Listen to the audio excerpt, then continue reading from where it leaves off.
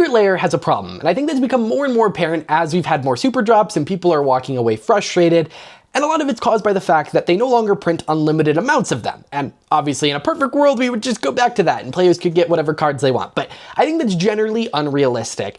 And I think a bigger problem with Secret Lair is a little bit of an identity crisis that's kind of contributing to multiple issues in Magic overall. So I wanted to talk a little bit about that. Secret Lair was kind of initially pitched as this kind of optional cosmetic system where if you liked this card and you wanted a cool version of it in your deck, it now existed. And it was this optional thing that you didn't necessarily need to engage with, and it kind of just let you have these cool versions of cards. But it has very much shifted from that over the years, and it's done so in a couple ways. Think about it. When a Secret Lair comes out, most of the time you can go, oh, I really like the art, or I really don't.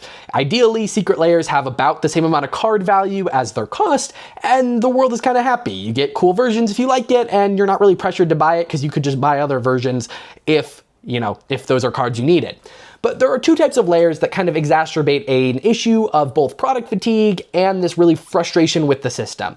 And it's first off, Secret Lairs that have really great value. Now, obviously I love a really great value Secret Lair, and if we could have unlimited printings of them, that would be a really great way to let players get cards they want. But I don't really see that happening anytime soon. And I think by having these really big chase cards, it means that players feel this artificial scarcity in a way that isn't just cosmetic. It means it's limiting people's actual access to cards. And something that does that even worse than having these high-profile reprints like Demonic Tutor is having mechanically unique cards. This is being filmed the night before the PlayStation Superdrop, and I think that people are going to be really frustrated in the morning when this comes out. If you're in queue, good luck right now. But I think that these two types of drops really lead to an identity crisis of Secret Lair.